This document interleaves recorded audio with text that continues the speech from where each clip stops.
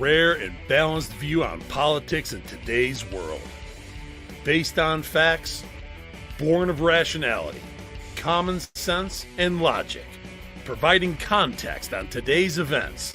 This is American Perspective with Rick Thomas.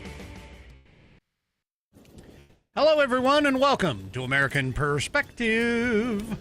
I am your host, Rick. Oh, goodness gracious, folks. I'm telling you, the Moron train is just getting larger and larger, filling up with a whole bunch of morons. All of them, of course, Democrats. And no, that isn't the whiskey train that I use every once in a while when we get off track, but believe me.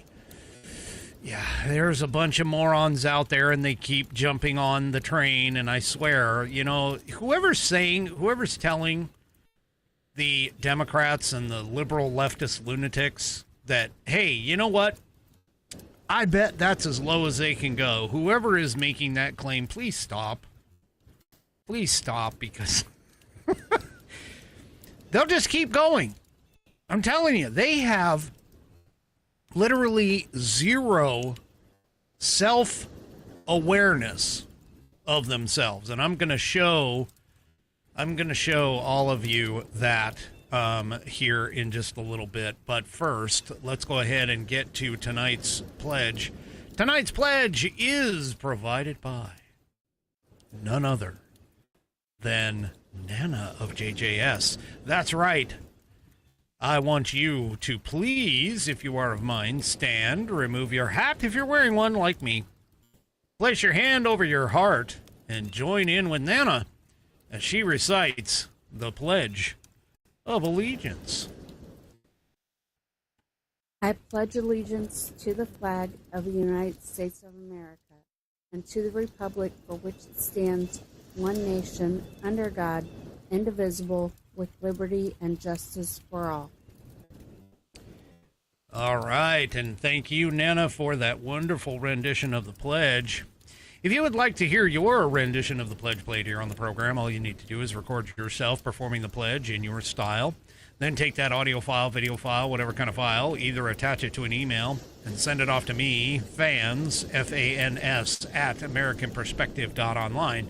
That's fans, F-A-N-S, at AmericanPerspective.online. Or, if you do it on your phone, apparently you can share it to me. Same place. Fans, F-A-N-S, at AmericanPerspective.online. We are currently at 20. I'm looking for 21. If you can get 21, that would be awesome. And then, of course, I'll be looking for 22 and continuing on, because that's the way I roll. Anyway, go ahead and do that. Anything that you want, whether it's you can perform it in your style, you can perform it, you can recite it, whatever it is. And just send it on to me. Send it to fans, F-A-N-S, at AmericanPerspective.online. All right. Let's see. Oh, yes. Tonight's headline sponsor is, well, wait. Before I do that, I do need to tell you what I'm drinking. Bonnie's happy. There we go. 4 Roses. I'm pleasing the Bonnie. I'm pleasing the Bonster. Yeah, there it is. 4 Roses single barrel. That's what I got in the glass. And for Bam and 3 Chevy and the rest of the Whiskey Warrior P1 crew, that, there it is, this wonderful glass that I received from you guys. This is the It Takes Stones to Drink with Whiskey glass here, right here. And you can see the stones in the bottom of the glass. There they are. There's the stones. Fantastic. It's a fantastic way to drink the whiskey. Alrighty. Let's go ahead and get today's headline sponsor, which is the Institute on the Constitution. The Institute on the Constitution was established in 2004 as a 501c3 nonprofit with one singular mission, and that is to restore the constitutional republic through grassroots education. Can you tell I don't have my script up. I'm trying to do this off memory. All courses and materials are developed using primary source documents and taught from the American view of law and government as defined in the Declaration of Independence in the following 3 key points. 1, there is a God. 2, our rights come from him. And 3, the perfect purpose of civil government is to secure and protect our God-given rights. The IOTC offers the opportunity to educate yourself on the most precious founding document, the Constitution of the United States. They offer free classes on the Constitution. All you have to do is sign up. Just head on over to iotc.americanperspective.online to sign up. And while you are there, take a look at the rest of their information and books and all that other stuff. That's iotc.americanperspective.online to sign up and get great content to learn about our historical founding and support the show in the process. That's iotc.americanperspective.online.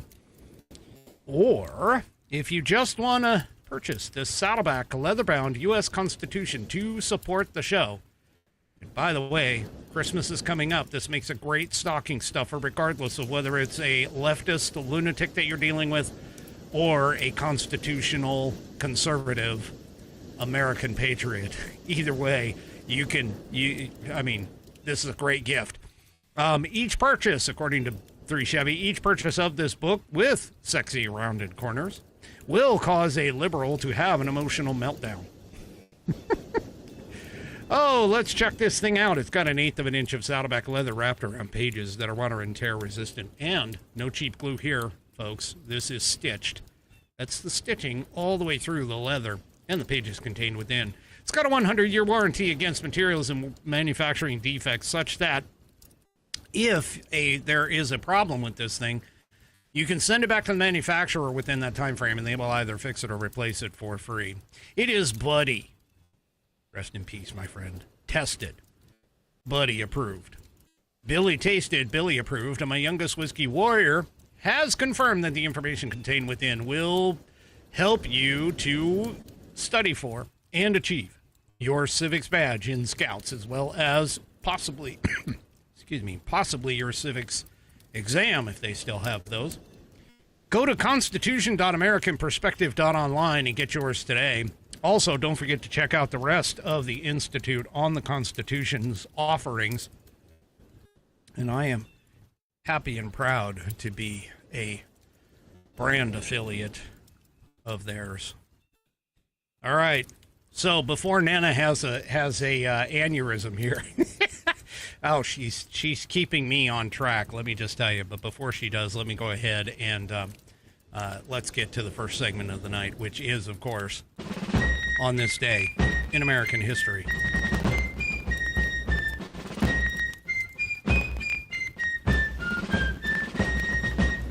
Wow, that sounded horrible. I don't know what the heck happened there. That was all kinds of scratchy. But anyway, we read from the American Patriots Almanac, written by William J. Bennett and John T.E. Cribb, chock full of the information contained within. And there you go.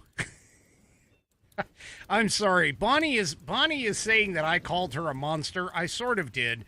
But it's in reference to, just before I get to this, here we go. We're off the frickin' tracks already. But here we go. So the reason why I made that comment is because in the back of my mind, I was thinking of the comment that is like, live the day, every day, that when your feet hit the floor, Satan says, oh shit, she's awake. That's what I was thinking of. So there you go. Anyway, all right, let's get back to the show and on to today's On This Day in American History. And we're talking about, yeah, I have a feeling I'm going to be hearing about that one for a little while. But anyway, we're talking about one of my favorite presidents. In fact, he is probably my favorite president. I'm just saying, and mainly just because of the fact that I grew up during his presidency, and he was just fantastic. But We're going to talk about Reagan at Reykjavik. That's in Iceland, for those of you that don't know. And I don't even know if I pronounced that correctly, but whatever. Anyway, October 11th, 1986 brought the opening of a two-day summit in Reykjavik Island between President Ronald Reagan and Soviet leader Mikhail Gorbachev, a turning point in a 4-decade-old Cold War with a communist empire that threatened the liberty of the world. Gorbachev, desperate to cut his ailing nation's military spending, offered major weapons cutbacks if the United States would do the same. Reagan was astounded and delighted. Previous Soviet leaders had answered "niet" to serious proposals for nuclear arms reductions. The U.S. president responded by suggesting that both sides scrap all offensive missiles within 10 years. Soon, both leaders were trading breathtaking proposals to dismantle nuclear stockpiles.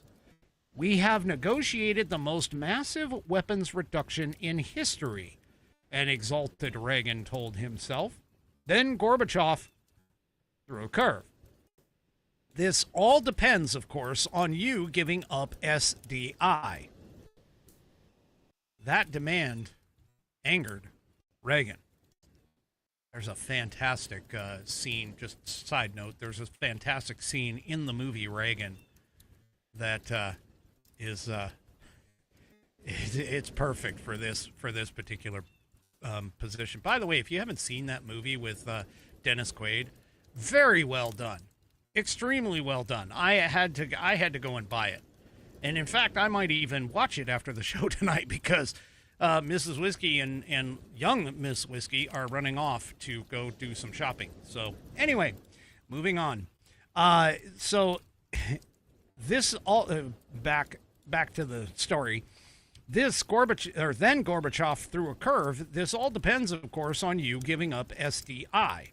The demand angered Reagan. He had made it clear that the Strategic Defense Initiative, for those of you that may not know, that everybody started calling that Star Wars, which was a U.S. research program to develop a defensive shield against incoming missiles, was not a bargaining chip. In his view, SDI would ultimately prove the best defense against foreign threats.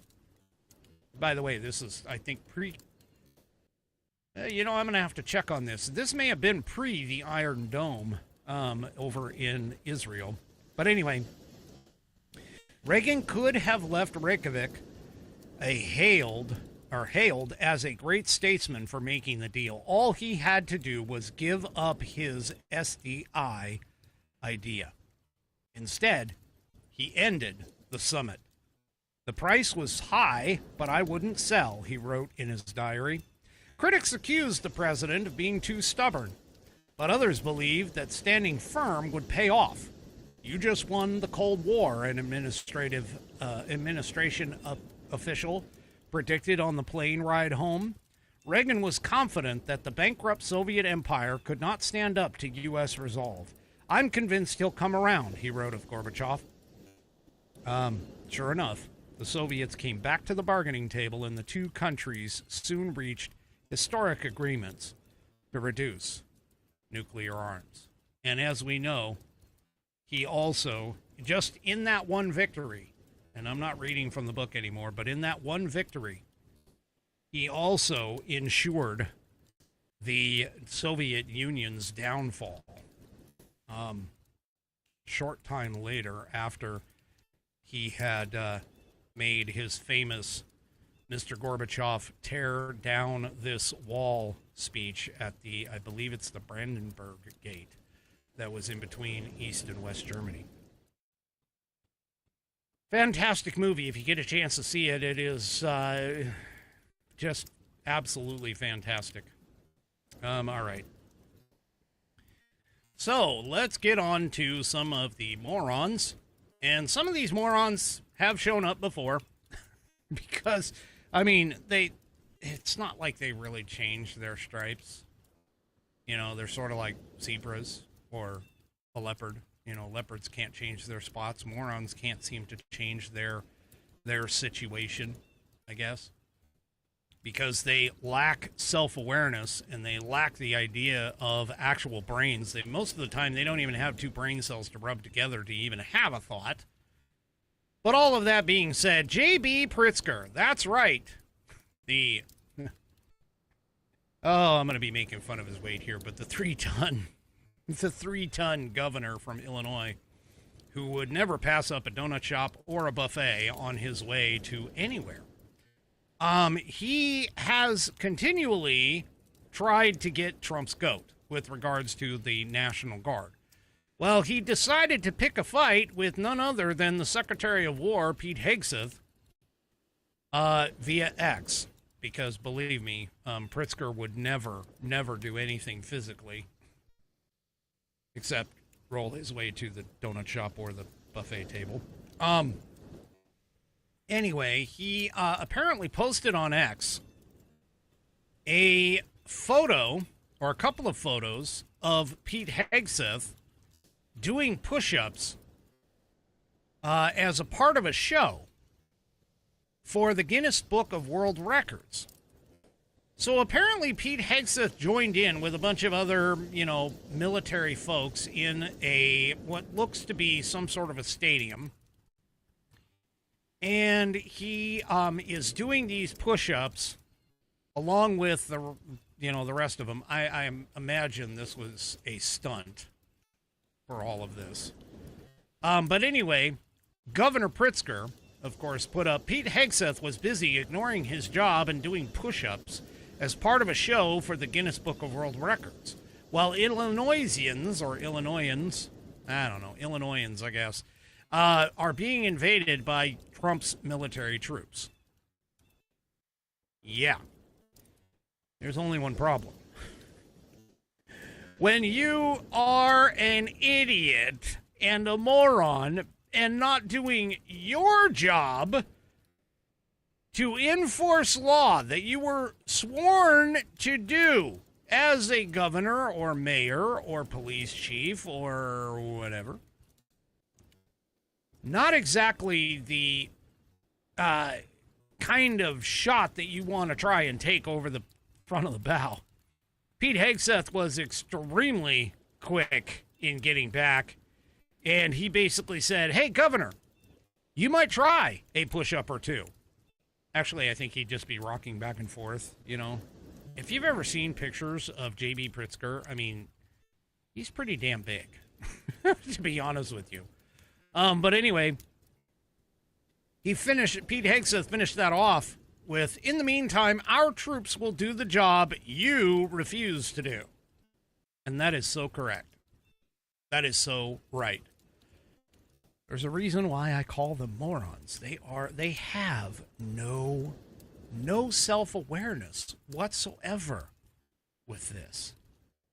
And I've just been told by my one of many unofficial producers that event where they were doing the push-ups was during the Army-Navy football game. So I don't know if they actually made it into the Guinness Book of World Records off of that, but yeah. Anyway, probably something for like the most push-ups done at any one given point in time or something along those lines. Anyway, so yeah. Pritzker, dude, just go away. You are a complete and utter stupid moron, and you just need to go away. Go and visit the closest buffet or donut shop that you can. All right. Here we have another complete, utter, stupid moron. And, yeah, this deals with late-night host Jimmy Kimmel. So here in the Breitbart News, Jimmy Kimmel, once again, just pointing this out, has absolutely no idea, no self-awareness over what he did, that what he did was wrong. Because apparently he didn't see a problem with it.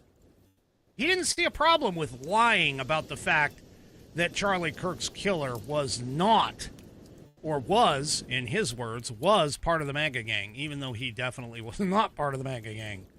It wasn't even close. But Kimmel, of course, again, that whole self-awareness thing, he has no freaking idea what he is doing, which, by the way, I understand that while he got a ratings boost when he got back onto the air, according to reports, his ratings have fallen back into the same toilet that they were prior to this. So, yeah. Anyway, here he is. Here's Kimmel on a Bloomberg talk show, Bloomberg Screen Time, and where he is talking about this whole thing, and you got to catch the very first part. So I'm going to mute my background noise. You got to catch the very first part because this is where he says it. Take a listen. I didn't think there was a big problem. I just saw it as distortion on the part of some of the right-wing media networks, and I aimed to correct it. Okay, so basically what he is saying right there, first of all, is that he still believes, for whatever stupid-ass reason, that the Charlie Kirk murderer was a leftist. Or wasn't a leftist, I'm sorry, was a MAGA supporter. He still believes that he was not a leftist, that he was a MAGA supporter. What a dumbass. See, this is part of the reason why you can't have these people on these shows. They are not intelligent at all. They are not intelligent at all. Anyway, let's just listen to what else he says in trying to defend this. I have problems like all the time, and it's kind of funny because sometimes you think, oh, this is not a problem, and then it turns into a big problem. And then sometimes it goes the other way where you think like, oh, this is going to be a problem, and nobody really notices. And so at what point did you realize this was a problem? I think when they pulled the show off the air. Yeah, okay. So here he is also admitting his stupidity. He is literally admitting, hey, I'm a moron because I have no idea, what is going to be funny or what's going to be a problem or anything else. Jimmy,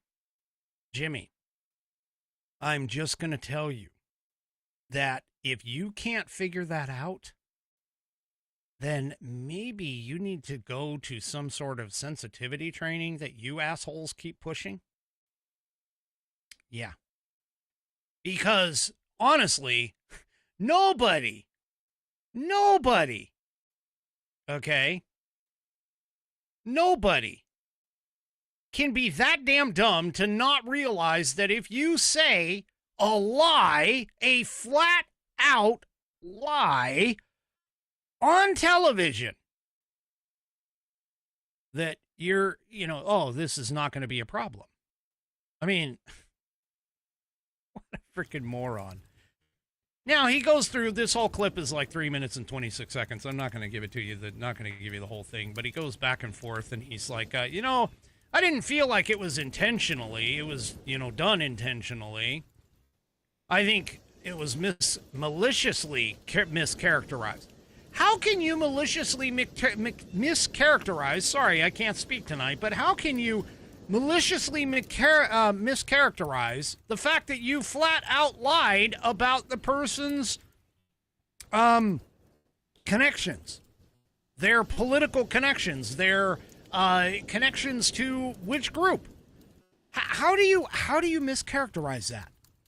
See, this is the epitome of a lack of self-awareness. Oh, I'm so damn dumb, I can't even tell that the, American people and everything else have been proven, all of this stuff has been proven, that this guy was a left-wing lunatic. And, so I'm just going to go ahead and say it, and let's just make it funny. I think it's funny. Yeah. These people are stupid. They are completely stupid and morons. They are just so dumb, they aren't even aware of how dumb they actually are. So, Jimmy. Hopefully you end up back in that same toilet that you came and crawled yourself out from. All right, Katie Porter.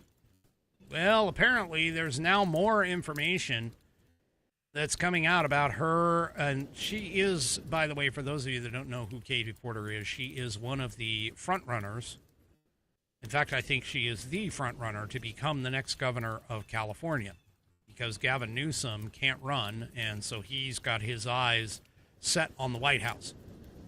I hope he doesn't make it, because if he does, we're all in trouble. Seriously.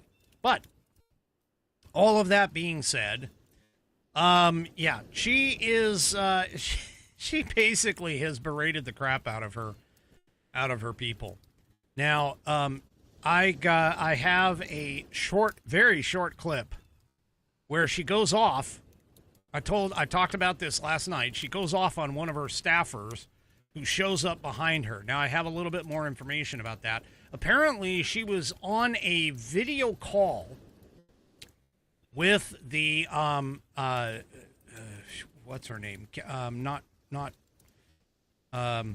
She was on a Zoom meeting or something. And anyway, she was on this call, and she's making this video with Jennifer Granholm. And so anyway, she ends up watching behind her, and there's a staffer that walks behind. Now, I told you last night that there was a kitchen behind her. Well, guess what? That is true. I was correct. Here, take a look. There's the kitchen off of her right shoulder, our left, basically viewing it. And where you're going to see the staffer come in is like right above my head, so from the opposite side of the kitchen. But anyway, here, I'm going to, again, mute my background sounds, and you'll be able to hear what she says. This is a short clip. Let's take a listen really quick what happens. It's dying prematurely to air pollution and other problems, and the state could lose. Get out of my fucking shop.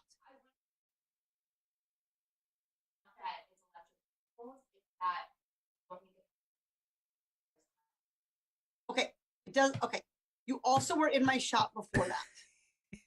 Stay out of my shop. So I'm going to start again with electric vehicles saving us money.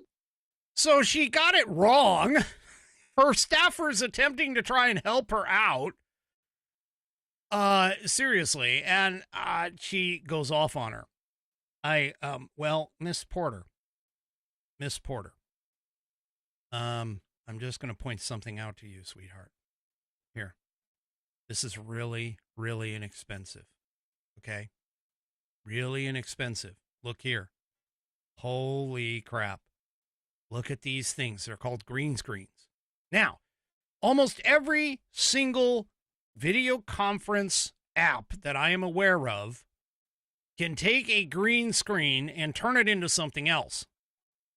They also, honestly, Zoom and some of these others can actually do it without the green screen and do either a blur or a replacement. It looks a little funky, though, because you see the computer try to match where you are and figure out what's close and what's back. So anyway, but the point is that you could grab this green screen and you could put it behind you. Look, they even have models that go over a chair that are like right in front. So, okay, there's, and these models, by the way, they're less than $50. It's like, holy crap. You can get a green screen background for less than $50. I'm just saying. Or if you don't want to do the green screen thing, hey, take a look at this. Holy crap, you can make it look like you are in an office. Oh my gosh. Check this out. This is an actual 7-foot by 5-foot fabric office backdrop, modern office backdrop. You could throw that behind you, and nobody, realistically, would know the wiser, would be any the wiser on this. I mean, just take a look at this thing. And this is, you could hang it up on a wall. You could have that behind you. You can hang it with, look at that. This is kind of a remote setup like what I do often, you know, and you have a bar behind you and you have these racks and there you go. So there you go. And yeah, sweetheart, Miss Porter, you can even make it look like you're in a bar. I mean, if you use the green screen, you can do whatever you want. These people, they are so stupid. They're just like, oh, I want to make it look like I'm gonna show. I mean, here, we're back to this. I mean, seriously, what? Here, I'm gonna make it look like I'm sitting in. I mean, oh my gosh, look at all the junk back there, and she's mad about this girl walking by. What the frick? You can look at all the junk that's right above my head. I mean, what the hell? And you're worried about, you're in my shot. Well, guess what? When you have a large background behind you and nothing blocking it, well, that's what happens. That is what happens. Well, guess what? Here's another thing. Oh, my Lord. She is so horrible to her staff. I can't even imagine somebody being this bad. But take a listen to this one. Oh, yes. This is why I didn't want to. I need the lights off, the bright lights. I'm so sorry, but I am about to get on. Bernard, I need you to turn these off. These that are killing me. Hang on 1 second, everybody. Yes, we should have. Yes. Okay, everybody. I'm not that dark.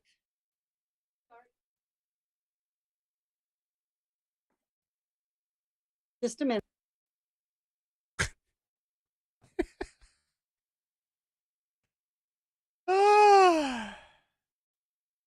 Oh my gosh.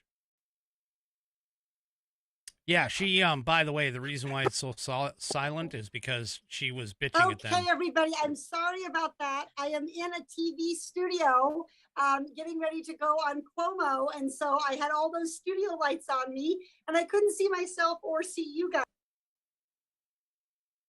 Oh, look, I am not the smartest person in the room, but even I figured out how to frickin' do, how to frickin' do lighting and stuff. It doesn't take a genius. It really doesn't. Oh my gosh. Anyway. Yeah. Well, supposedly, by the way, just so you know, she also fired a staffer because she blamed the staffer for supposedly giving her COVID. Wait, what? She blamed the staffer. Now, the staffer had worked for her for like 2.5 years. And apparently, according to the individual, there was some text messages. I saw these text messages going back and forth. And they had some text messages going back and forth, and she was like, oh, you got me COVID. You got me COVID. And she fired her because she got her COVID. The woman had worked for her for like 2.5 years. No self-awareness whatsoever. Can we say narcissist? I knew we could. Anyway. Well, before I get into my next subject, let me talk to you about, let's see, what do we got here? Anything really cool? Nope, not really. This is kind of cool. Well, I mean, this is one of my bookmark ones. I was looking for something new, but here, we can go with this. Here it is, Augusta Gold. Did you know that the biggest threat to your retirement is not something that is actually talked about very often? Our increased longevity in America. This is so true. I mean, we're getting to a point. Here's a perfect example. My mom is she's getting up there, but she is running like a Swiss clock. I mean, she's in great health, great shape. She can even sometimes walk me under the table. But because of that, the default retirement accounts that we have, like IRAs, 401ks, TSPs, yeah, they may not suffice. This is part of the reason why I keep saying I'm going to be working until the day I die. But that being said, if you have over $100,000 in your retirement account, you might want to think about getting instant access to a free 2-minute report from Augusta Precious Metals that reveals the one step that you can take to secure your financial future. Text SAFE, S-A-F-E, to the number 35052 today. Text SAFE, S-A-F-E, to the number 35052 and get that instant access to a free 2-minute report from Augusta Precious Metals that can help you secure your savings if you have over $100,000 in your retirement account. Again, text SAFE, S-A-F-E, to 35052 for that 2-minute report from Augusta Precious Metals. Text SAFE, S-A-F-E, to 35052 today. All right. Well, one thing that these morons definitely don't do is they don't bother to, like, figure out when things are not what they say they are. And they go and they grab these things and they post them all over the internet and they say, look, this is what the Republicans, this is what Trump's doing, this is what they, pick your poison in terms of who is the one that's doing it. Here's a post from Antifa Ultras on X. These morons. And these guys are definitely morons. Now here's the post. It says 6-year-old immigrant child is handcuffed with hands behind their back and arrested. Trump's America. There's only one problem. And it's a really big problem, by the way. You can see in the video. Now, I'm not going to play the video because it actually plays a whole bunch of Spanish and stuff like that. It's obviously been, doctored as far as like adding the Spanish to it. But if you look in the photo, the car that these two, the officer and this supposed, and I say supposed, I'll explain here in just a minute. This supposed 6-year-old immigrant child is in front of a Clark County Sheriff vehicle. Now, this is supposed to be an ICE vehicle. And, of course, the back of the officer's jacket or the back of his tactical vest shows the word sheriff. Now, granted, it's a little blurred, but you can still read it. And yet they're sitting here talking about how this is a 6-year-old immigrant child handcuffed behind their back, so on and so forth. This post, by the way, has been retweeted so many times. People have gone and retweeted this thing, and it's not even just like retweeted. They've grabbed it and posted it elsewhere. There are so many people out there who are so many of these leftists who are sitting here. And this is why you need to have critical thinking skills, folks. I mean, this is serious. This is why you need to think critically, especially whenever something like the left does something like this. Okay? When they sit there and they say, hey, here's a video, understand a couple of things. One, it's probably been cut down to just the part that they want you to see. They don't show you what happened before or what happened after. Two, the circumstances around it are more than likely not what they say they are. Case in point with this particular video. Here's the post from the Clark County Sheriff's Office. And this is in Washington State, folks. Clark County Sheriff. There's a video running around of a deputy arresting a child. That claim is simply not true, and we want to provide clarity, transparency, and important context. Here's the facts. On April 1st, 2025, around 7:15 p.m., a deputy saw someone walking across, and they give the street near I-5. It's a busy intersection, okay, with no crosswalk and plenty of moving traffic. Concerned that the individual could be hit by a car or cause a crash that could injure others, the deputy pulled over to check on the individual. initially believing that they might be a child. Now, when you look at the video, yeah, there is a huge height difference between the individual and the officer. I mean, the individual comes up to like barely midway across the officer's torso. So either the officer is extremely large, which they're not because they're standing next to the SUV, and you can obviously see that. Well, anyway, upon contact, the individual provided a name that did not return any records. After further investigation, the deputy actually identified her as a 27-year-old woman by matching her to prior booking photos. So this individual has obviously been in trouble with the law before, is way older than 6 years old, 21 years older. Now, they also go on to say she was not arrested. She was briefly detained while the deputy determined her identity, then gave her a verbal warning for walking in traffic and released her. You cannot trust these Democrats at all. You cannot trust these leftist lunatics at all.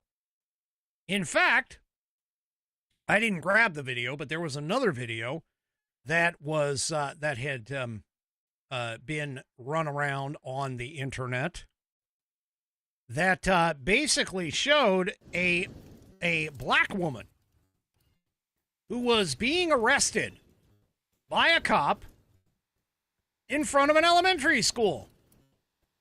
Now, the woman's kids are there. It's raining. They're holding up an umbrella. You can see that in the video. And they're sitting there, and she is being handcuffed, and what appears to be, handled a little, well, we'll just consider it a little rough. Okay? In reality, the video, of course, starts where she's got herself pressed up against, or the deputy's holding her pressed up against the cruiser, where she's handcuffed and is holding her in place. Come to find out that this same woman, previously to this particular video, had tried to hit, slap, bite the officer, was belligerent, and was trying to pull away, which is considered to be resisting arrest. Now, you want to know what the woman's charges were? All she was going to do was get a parking ticket. She was just going to get a parking infraction. That was it. She was parked illegally.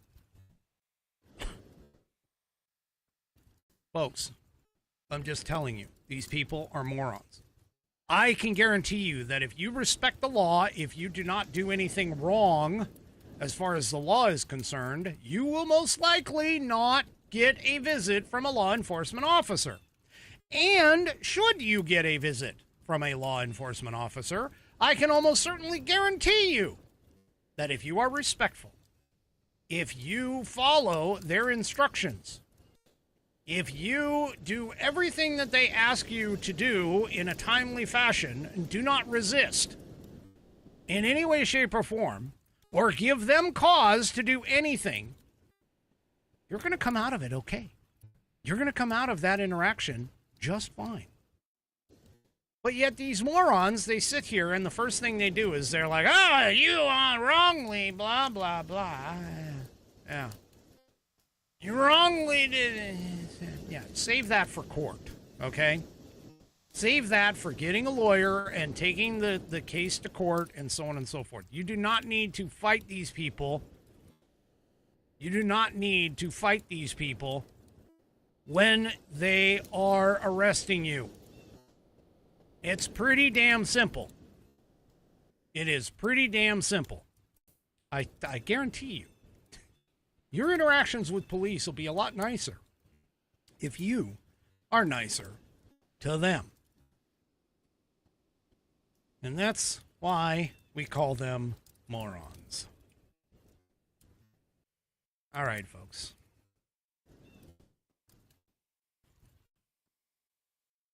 All right. Sorry, had to take a drink of the whiskey. All right. There was a piece in Fox News, by the way. Oh, and before I go off too far, by the way, there is a No Kings protest apparently scheduled in the United States, potentially even the world, on October 18th. That's a week from today. I have been posting all over the socials that whenever I see that, I'm like, oh, so in other words, you're protesting something that doesn't exist, hasn't existed in the U.S. since 1776. So basically, you're protesting nothing. You're a moron. Because that's what they are. Why? Why would you protest? Why in the hell would you protest? Oh, yeah, no kings, no kings. Yeah, guess what? There hasn't been one in America since 1776. We still don't have one in America. You may think that Donald Trump is trying to be because of your delusional state. But I promise you, he's not. He's not even coming close. Anyway. Yeah, these are the morons. All right. Well, let's get down to some serious brass tacks here. There is some positive news. So we know how Trump has been taking out the cartel ships coming out of Venezuela. And there's a piece in Fox News. Go ahead and show it to you here. There's a piece in Fox News that is talking about how these strikes could collapse the Maduro regime. So some experts were debating this and debating the strategy. Now, I got to tell you, if this is the strategy, this is actually a pretty brilliant strategy. Because if the cartels are responsible for Maduro and we're taking out the cartels, then yeah, that's a good thing. People don't seem to get that. That's a good thing. So President Trump is ramping up the pressure on the Venezuelan regime, striking 4 boats in the Caribbean Sea linked to drug trafficking networks tied to Caracas over the past month. Alongside those strikes, the U.S. has repositioned 3 destroyers, an amphibious assault ship, and a nuclear-powered attack submarine, along with a squadron of F-35s, to Puerto Rico. A deployment that has prompted one question: is the United States preparing for all-out war on Caracas? Now, the defense analysts, of course, say that this seems unlikely. A ground invasion would require far more troops than what are currently there. And only around 10,000 troops have actually been repositioned in Latin America. So, yeah. And it's basically just new counter-narcotics joint task force operations. That's it. So, yeah. The idea here is to go after the cartels and keep America out of the cartels' way. So, a senior defense advisor at the Center for Strategic and International Studies, regardless of what you hear the Democrats talk about, okay, they basically are that the U.S. just doesn't have enough forces in the area, and what they've put in place is the capability to launch strikes at the cartels, or possibly the Maduro regime,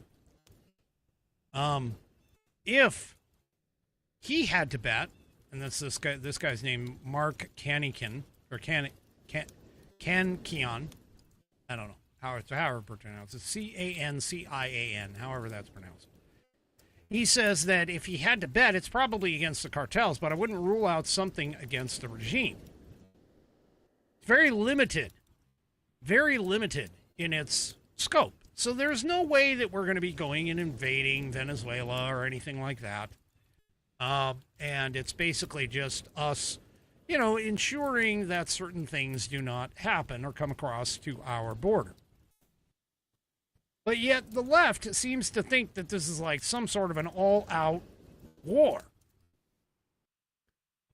And I need you to understand that this is not, we're not doing this. We're not. We're definitely not doing this. So, yeah. And even if we do, it's not going to go through, I mean, it's going to have to go through, well, maybe not. And I'll explain that here in just a minute. You would think that it would have to go through Congress. That's what the leftists want you to believe, is that, yeah, it has to go through Congress. Not really. But anyway, the White House continues to describe the operation as Homeland Defense, which is exactly what it is. And analysts say that Venezuela's unique role in the drug trade actually blurs where that line is. Again, just us defending ourselves. And that's pretty much what this is. Well, now we have the cartels. And now the cartels are actually offering bounties on two local gangs for ICE agent assassinations. Now, this is in hot air. And as the Democrats are just sitting here slandering ICE agents as modern-day Gestapo and so on and so forth. So this is what's happening here. And, yeah. So it's open season, apparently, on law enforcement. A post by Anna Giratelli pointed out that the DEA intel shared by the DHS states that allegedly bounties and instructions to kill ICE were directed from Mexico. Yeah. 5,000 for an agent or officer, 10,000 for an agent or officer in a commanding role, and 50,000 for an agent or officer in a high-ranking position. And you wonder why our agents are wearing masks. You wonder why our agents are doing things to protect their families, protect themselves. Yeah. And yet the left seems to want to keep pushing, hey, take these masks off, so on and so forth. Well, Trump is upping the war against drug cartels, Venezuelan, Mexican, so on and so forth. Under Biden actually allowed them to operate with impunity, especially from human trafficking with his open border policy. So, yeah. Like, this actually, if you want to have a war, this is the actual war that is likely to happen, is going to go on. And people need to understand that our ICE agents are in trouble. So, yeah.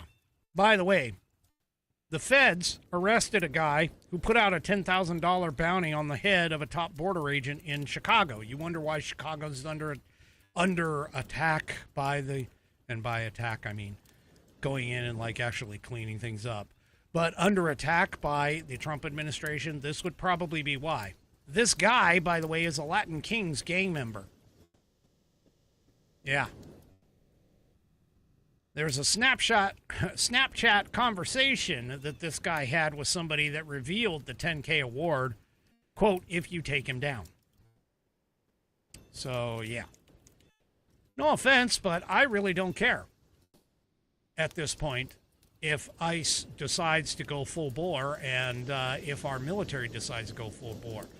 This basically is a form of invasion, and while it may not be an invasion from a true nation state, such that the president has to declare war, Congress has to declare war, I really don't care. This is protecting Americans. This is doing exactly what the president is supposed to do. Well, Adam Schiff doesn't seem to believe that. In fact, he actually took it even one step further. So this is another moron that's out there. He actually even took it one step further. Let me go ahead and mute my background noise, and you can listen to him. It held yesterday's hearing, and he joins me now. Senator, let me start on that issue to begin with. Have you or members of Congress, either in classified settings or in open settings or in any communication, been provided with any concrete evidence about who exactly the U.S. military has killed? And any real justification for the legal rationale other than a very, very sparse war powers memo that was sent over? Well, first of all, on the vote, it was actually bipartisan. We did have 2 Republican members vote with us in support of the war powers resolution. Okay, wait. Two? You had 2 Republicans. 2. And you called that bipartisan support. Yeah, I don't think so. But anyway, I digress. Let's let Shifty Schiff talk a little more. But nevertheless, it failed by a narrow margin. In terms of what the administration has shared, certainly the senators at large have not been briefed.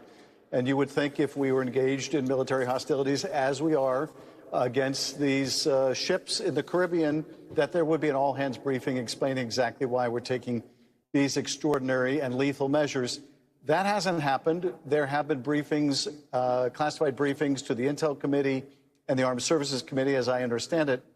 But what I'm hearing from people who attended those briefings is they were lacking in any of the kind of detail you would expect, both in terms of what we know about those ships and who was on them, but also in terms of the legal rationale.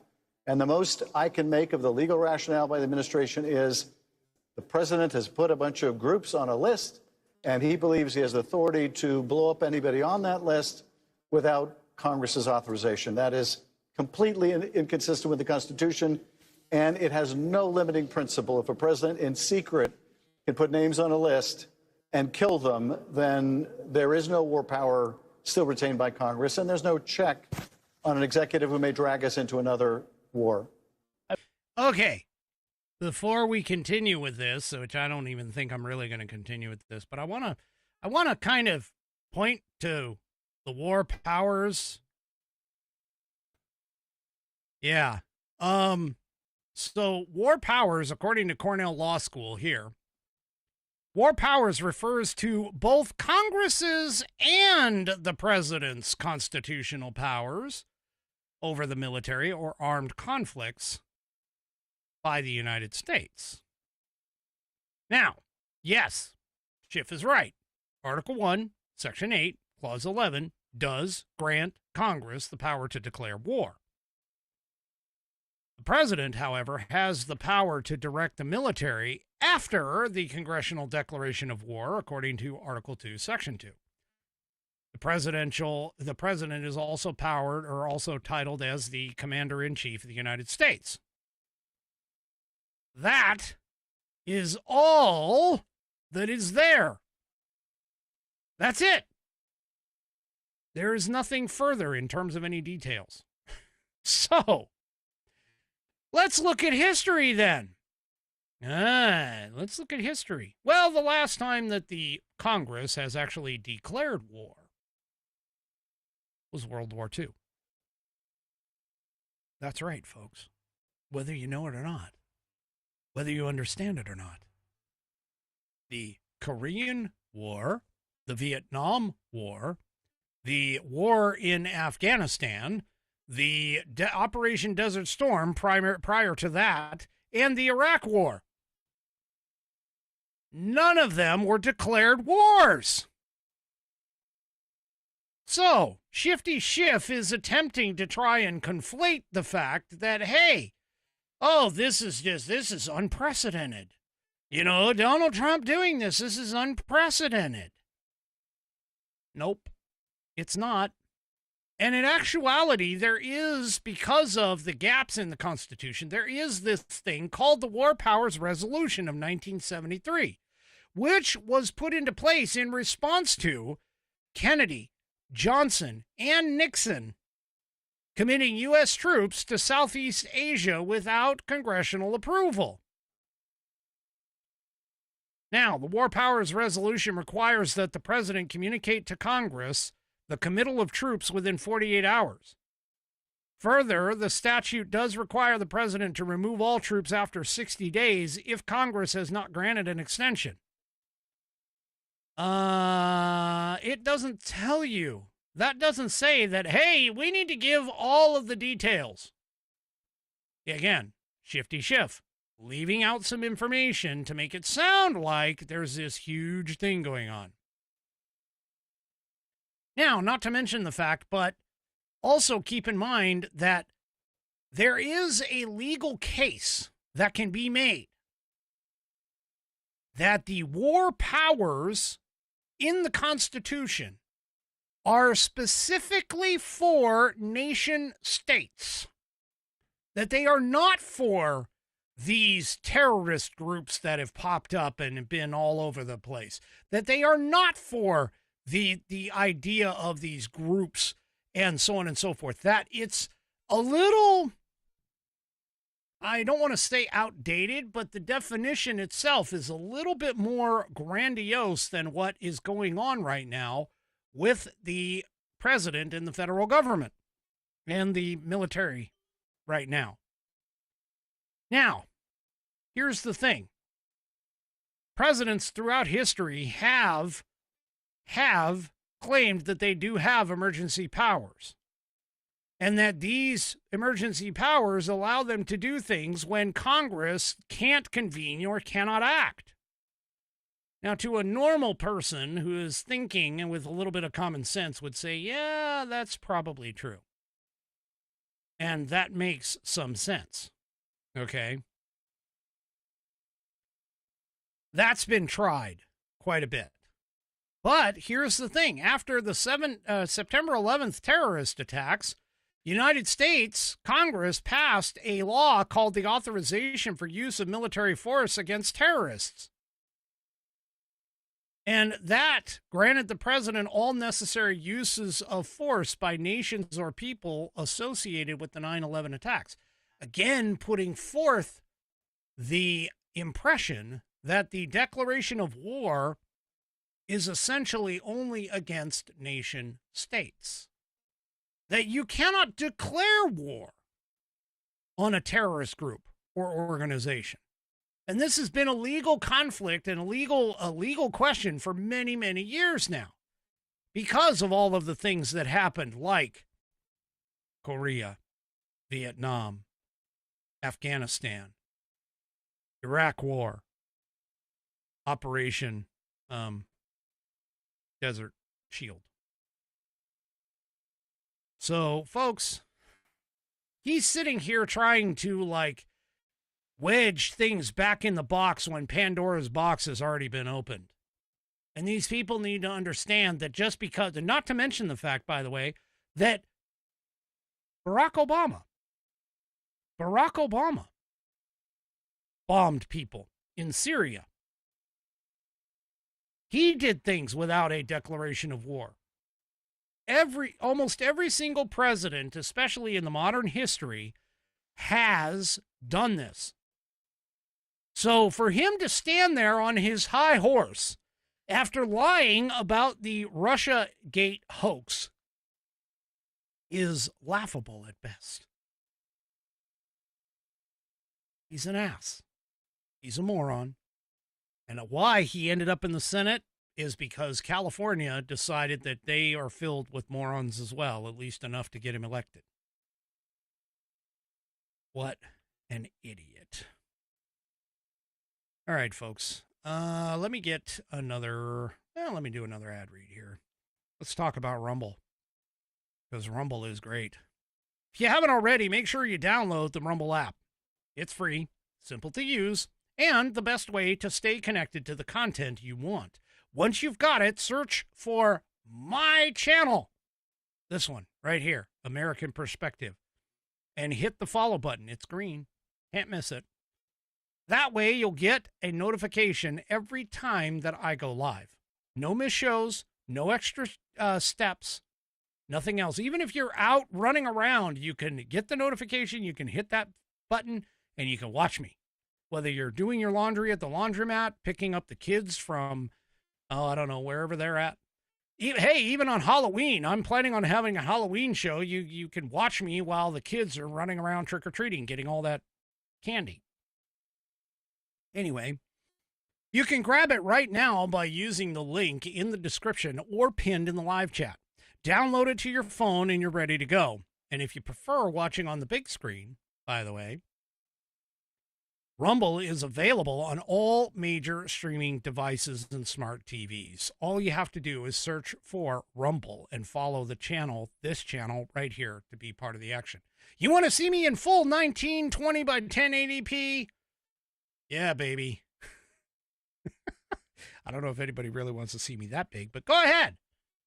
Because I'm telling you, right here, right now, all you got to do is download Rumble, the Rumble app, and get it everywhere so that you can catch all of your favorite shows, including this one here, American Perspective, with me, Rick Thomas. Do it today. Download it today. There you go. All right. Well, there's a wonderful thing with regards to the shutdown, the government shutdown. First of all, I'm just going to say that Donald Trump has found a way to apparently pay the U.S. troops. Oh my gosh, 3 Chevy, I don't think I ever want to be Jay Pritzker big.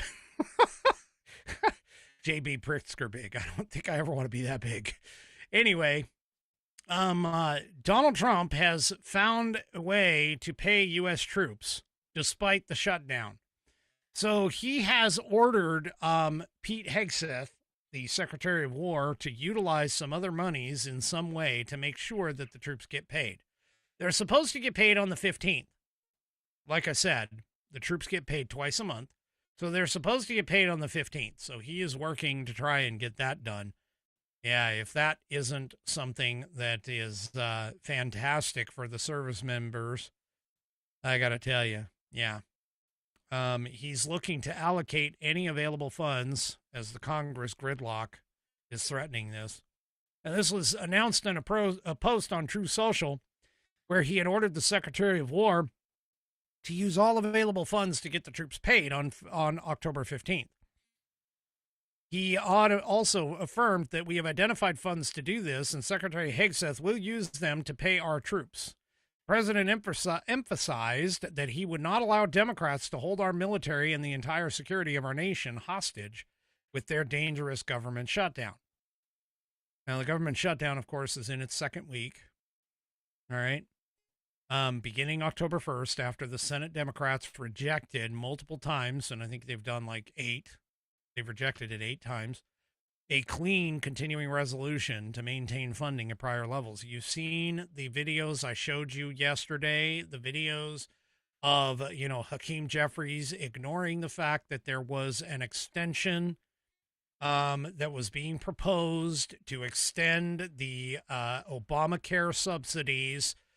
Obamacare is also known as the Affordable Care Act because, those, that's how things roll. They're not two different separate things. But anyway, the Affordable Care Act and Obamacare, there was a recommendation or a suggestion or at least an olive branch put out by the Republicans in the House of Representatives like, hey, if you sign on to this right now, I think this was Representative Lawler.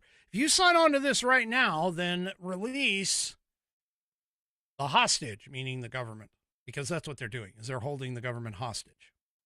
But anyway, obviously, Hakeem Jeffries, dime store Obama, he basically said, no, I'm not going to sign that. I'm not going to sign that. So it really isn't, it has nothing to do with healthcare. These people are just trying to grandstand. That's all it is.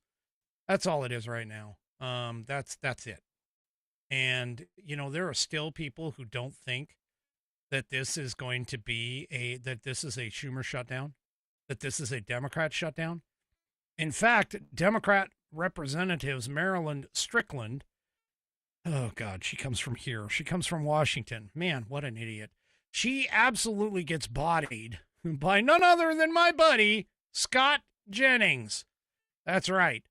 I love this guy. And it's great that he's on CNN. I'm really surprised that he's still got a job on CNN. But hey, let's take a listen to what he has to say in terms of this Schumer shutdown. Control the House. The Republicans control the Senate. Republicans control the White House. Okay, before I go any further, look at this idiot. I'm not talking about the black woman above me. I'm talking about the one that's on the other side of the screen. Look at this idiot. And yes, I know she comes from Washington. Yeah, she looks like an idiot. You know, I'm surprised she actually can survive in Washington with all the rain and her hair. Her hair probably frizzes out the minute that that it gets wet in Washington. But anyway, as I digress. I totally digress. Here we go. So any shutdown that we have is 100% on them. They fully own this. Who's voting against the continuing resolution in the Senate right now? Which party is voting against it?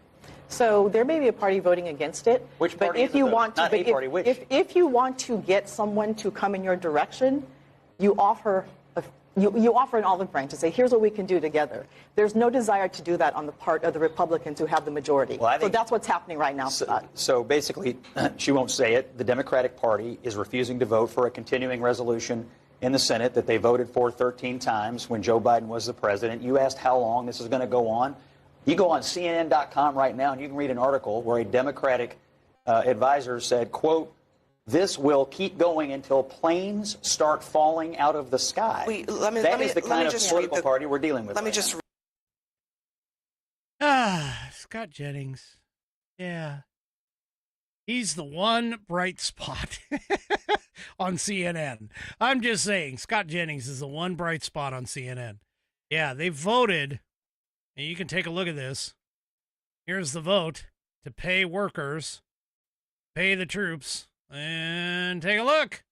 Here they are. September 19th. Republicans, yes. Democrats, nope. That was in the House.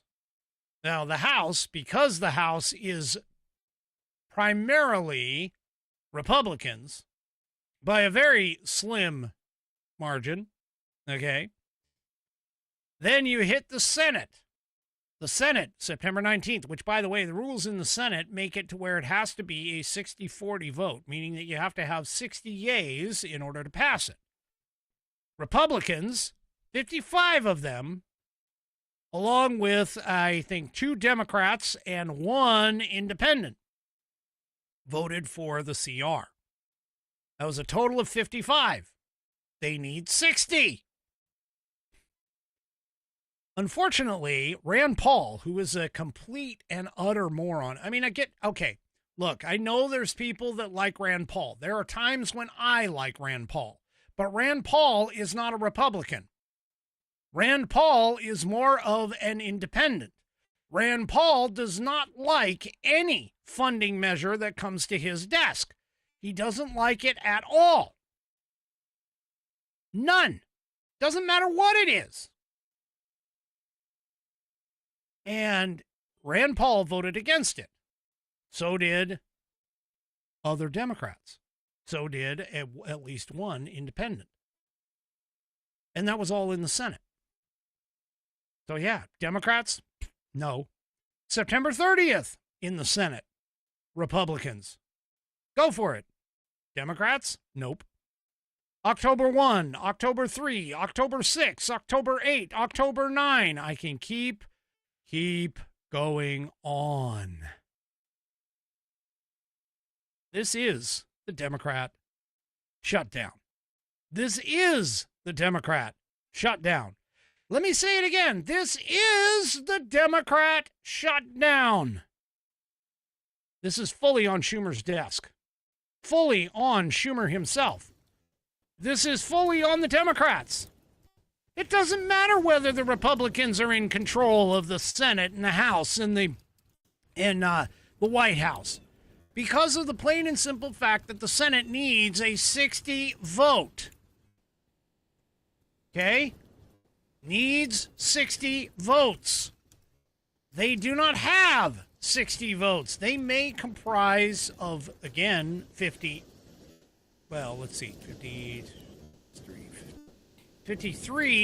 votes in the Senate, if you count all the Republican seats. But no, they are not going to do it. This is 100% on the Democrats. 100% on the Democrats. I say it again, 100% on the Democrats. Schumer and the rest of them are all posting all over the social medias. They're all like, oh, this is a Republican shutdown. It's bullshit. It is not the Republican shutdown. This is the Democrats in the Senate shutdown. That's what it is. Chucky boy Schumer. Period. And Chucky, you told Punchbowl News every day gets better for the Democrats during the shutdown. And nope. Nope. No, it doesn't. You guys are idiots. Well, if the shutdown continues and it starts to impact holiday travel, because air traffic controllers, by the way, they are required, they are considered to be essential workers. And so because of that, air traffic controllers, even like our military, there are different areas of the government that are all basically told that they have to work. They must work during a shutdown like this. Well, apparently, some have been skipping work. And according to Transportation Chief Duffy, more than 50% of flight delays today can now be attributed to air traffic controller staffing shortages.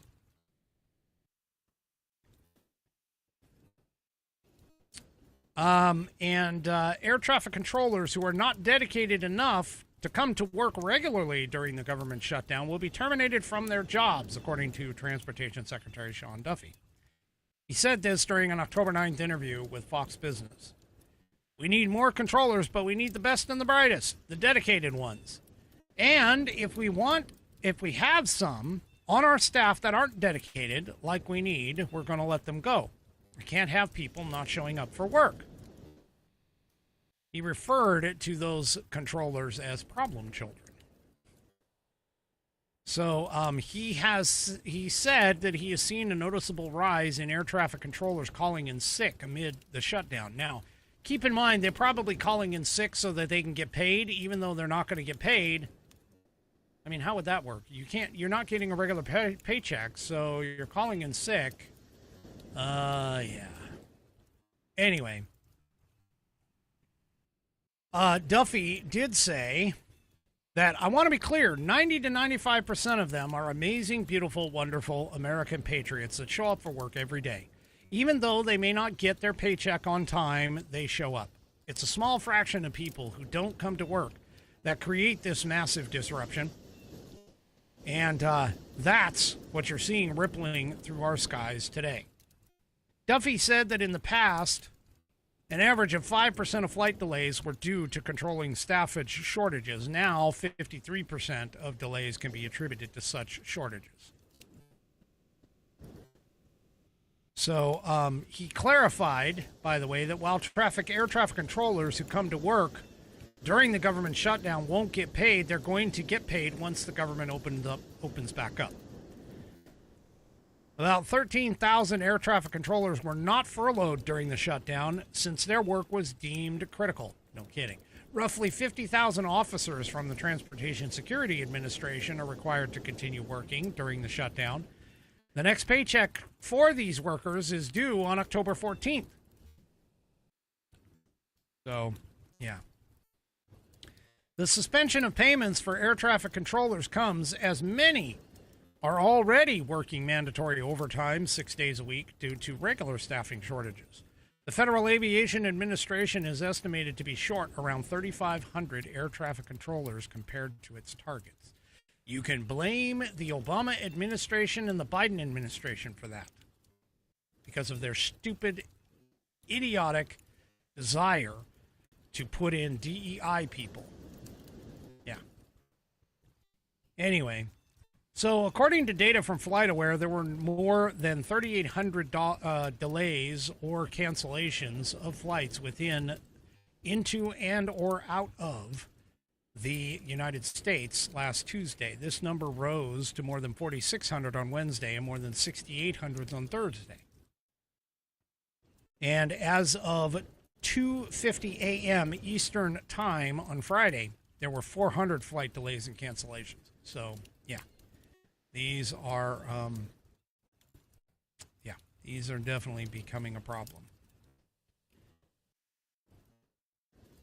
So, all of that being the case, the administration has decided to put a video out about this. There have been more than 20,000 flight delays in the U.S. since Monday, and the administration has decided to put out a video that is now being played in airports. And in this video, Homeland Security Secretary Kristi Noem states Democrats in Congress refuse to fund the federal government, and because of this, many of our operations are impacted, and most of our TSA employees are working without pay. This comes as Democratic lawmakers have rejected the Republican bill offering temporary government funding, citing its failure to include provisions for subsidizing health insurance for low-income Americans. This is, subsidizing illegal aliens is what it is. But anyway. Fox News originally reported that the video was being shown at airports. Republican and Democrat leaders both blame the other side for the shutdown, which we know it's not Republican leaders, it's Democrat leaders. Schumer, of course, said every day that Republicans refuse to negotiate the end of the shutdown, the worse it gets for Americans, and the clearer it becomes who's fighting for them. Yeah, that would be Republicans, because Republicans are fighting to save money that you Democrats are bleeding out to illegal aliens. Anyway, so yeah, this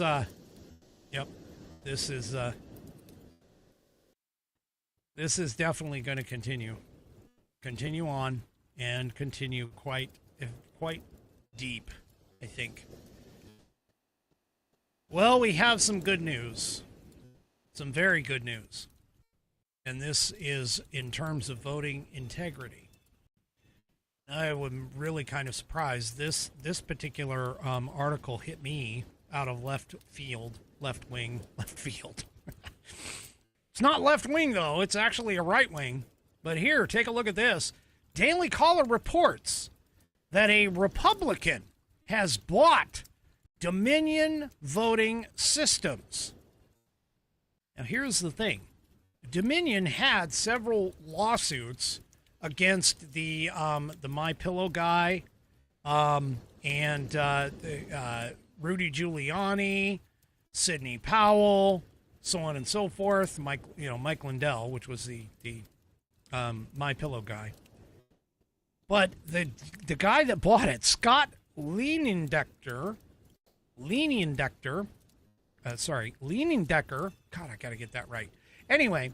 He is founder and chairman of Liberty Vote, and he created a deal where he purchased Dominion voting systems, but as a part of that deal,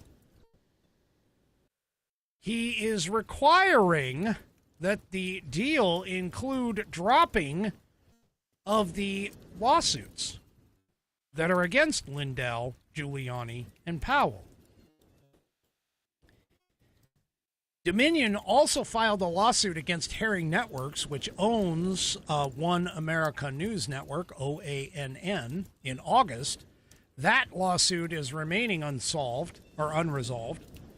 And he further confirmed that future litigation will be discontinued following the acquisition. This is how you get it done, folks. You just buy it. Just buy the company. There you go. So the Liberty Vote will be inheriting all of the ongoing litigation with former Overstock.com CEO Patrick Byrne as well. The acquisition now makes Dominion a fully owned American company. Fully American-owned company, I should say.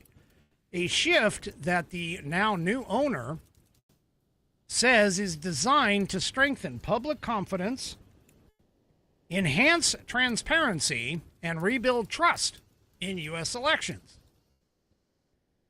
So this is Lean Decker said this in a statement. He goes, Every legacy system is under review. Liberty Vote will be 100% American-owned, American-built, and independently audited.